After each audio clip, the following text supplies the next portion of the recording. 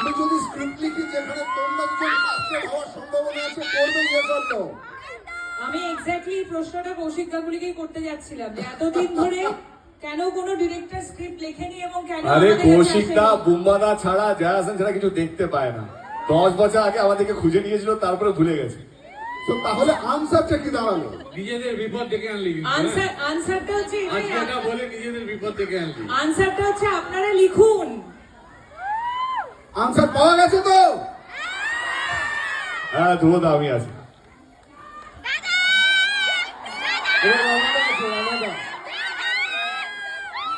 প্রশ্নের মান একটা ছুড়ে দাও রানাদা। হ্যাঁ।